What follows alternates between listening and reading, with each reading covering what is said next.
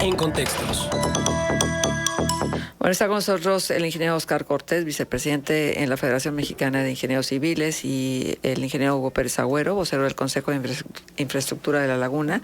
Con ellos vamos a conversar sobre este tema. Van a estar ofreciendo una conferencia magistral impartida precisamente por el ingeniero Oscar Cortés, vicepresidente de Asuntos Internacionales de la Federación Mexicana de Colegios de Ingenieros Civiles.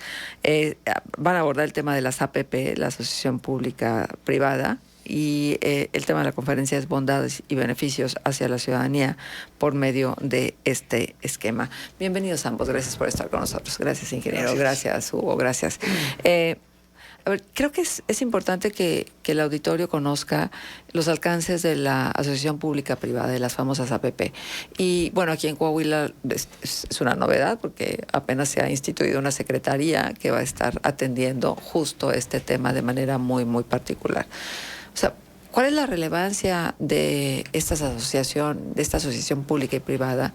Y si es el camino, dado el nivel de endeudamiento que traen los gobiernos y que prácticamente les es imposible generar obra pública por sí mismos. Si nos quisieran explicar, ingeniero Cortés, gracias por estar con nosotros. Gracias, pues un honor estar aquí con ustedes. Gracias. Esta ciudad tan bonita, Torreón, y buenos amigos aquí, el ingeniero Hugo. Pues las APPs, pues son, vamos a decirlo, a veces son mal entendidas. ¿Qué se ocupa para una APP? Se ocupa un Estado fuerte. La rectoría del Estado es fundamental.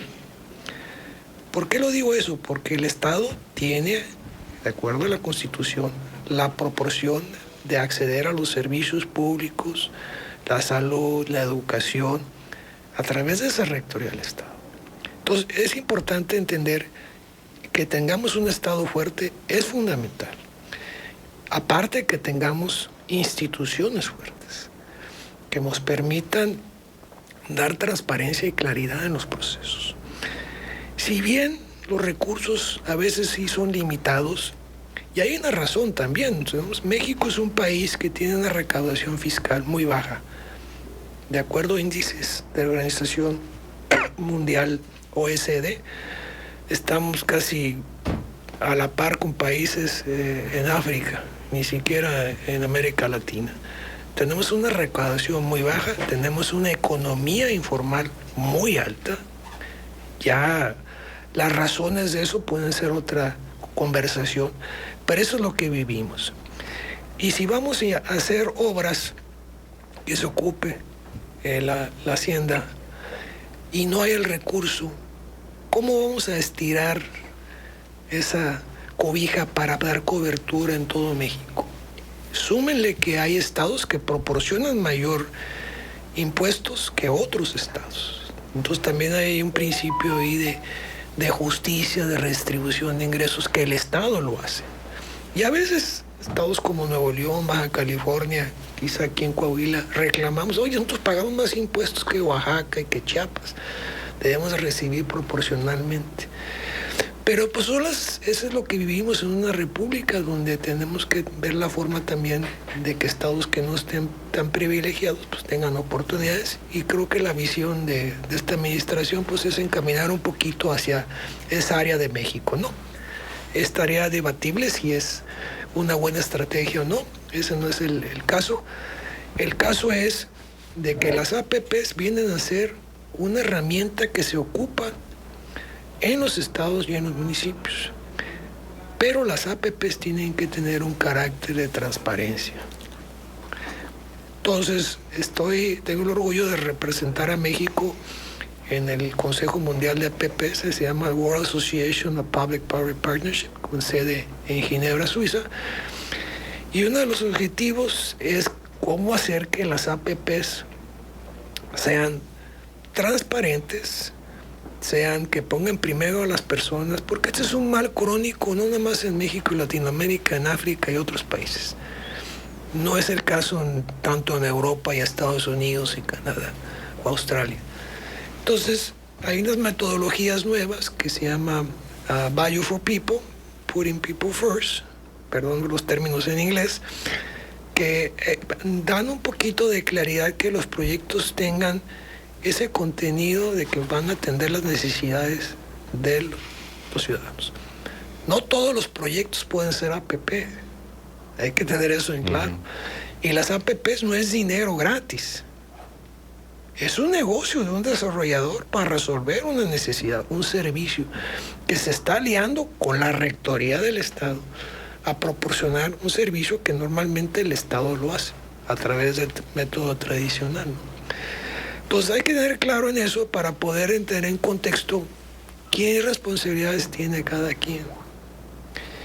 Y si bien hay una ley de disciplina financiera que restringe cómo se hacen los recursos que estamos asignados a los estados y los municipios, las APPs no son consideradas deuda para efectos de contabilidad, pero es considerado gasto corriente y se tiene que pagar.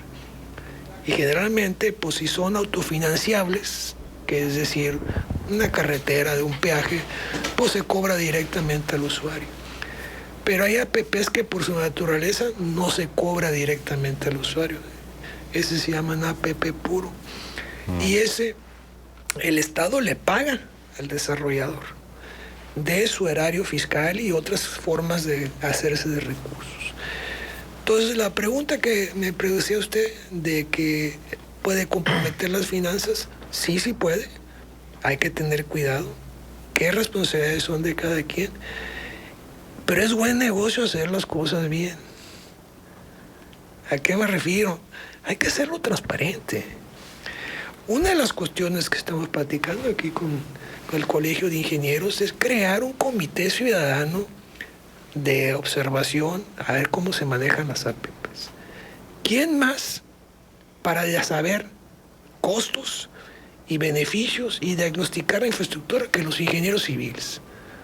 Me van a perdonar, pero no es algo que los economistas o los abogados, o mucho menos un doctor, diagnostique. Nosotros somos los que decimos, estas son las condiciones de la infraestructura, esto es lo que se ocupa, esto cuesta tanto. Entonces yo creo que sería muy interesante que junto a la sociedad civil se haga un comité de vigilancia, ahora que se está iniciando con esto, y que estén avalados por los ingenieros civiles. Eso es importante. El ingeniero civil es el aliado de la sociedad. Hay que entenderlo en esa perspectiva, porque nosotros somos los que hacemos todo el proyecto y todo eso. Y a veces nos comprometen en tiempos. En muchos países, como en Estados Unidos, que tengo el gusto yo también de trabajar, allá el tiempo es el tiempo. Que se va a ocupar 3 a 5 años para hacer el proyecto, vale tanto, eso es lo que es. A él no le importa que no lo va a inaugurar el gobernador, el presidente municipal. Eso es lo que es, porque el ingeniero es el que va a dictaminar eso. Y aquí no me van a poner condiciones de que urge y que porque se tiene que inaugurar. ¿Y qué es lo que pasa?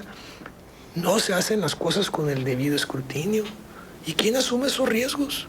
En este caso, si el Estado lo está pidiendo, él lo deben asumir. Y así hemos visto problemas, cómo no funcionan cuando hacen las cosas mal, ¿no? Recientemente en las noticias hemos visto cosas así. Pero no es culpa del ingeniero, es culpa de que quieren que las cosas se hagan muy rápido, porque urge, ¿no? Para la fotografía. Entonces hay que verlo de ese punto. Por eso las APPs es buen negocio hacerlas bien, siempre y cuando tengan esa transparencia. ¿Y qué más que hacer un comité ciudadano que permita? ¿Pero hay un marco regulatorio nacional? Claro que lo hay. Hay una ley federal de APPs, fue promulgada en 2012. Esa es la ley federal y cada estado tiene su propia ley. Todos los estados mexicanos la tienen. Y sí está regulada, hay un marco normativo. Para poder hacer una APP se tiene que registrar en cartera de la Unidad de Inversiones de la Secretaría de Hacienda y Crédito Público. Hay un proceso, hay etapas primarias de prefactibilidades. Como les dije, no todo es APP. Hay unas fórmulas y hay unas formas de determinar si es elegible este proyecto ser APP o es obra pública tradicional. Sí. O a lo mejor se regresa y ¿sabes qué? No es APP como está planteado, pero si le aumentas el alcance del proyecto, pudiera haber unas avenidas de hacerse de recursos que lo hacen APPable. Sí, eso es interesante, saber qué tipo de proyectos de infraestructura o qué tipo de servicios pueden ir bajo el esquema de APP. Así es. ¿Cuáles son las condiciones? Bueno, primeramente se tiene que hacer un análisis de costo-beneficio, ¿no? Independientemente si es obra pública tradicional o APP, ¿no? Y luego se hacen unas corridas financieras en el sentido de que ya se determina el alcance de algo, algún proyecto, vamos a decir, de agua o inclusive de salud. Hay hospitales que se han construido con el modelo de APP.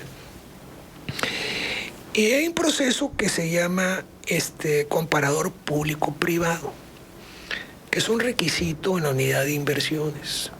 Ese comparador público-privado compara al proyecto referente público con los riesgos que asume, con sus costos, costos financieros, comparado con el proyecto desarrollado con el modelo APP, con sus riesgos asumidos, con sus costos.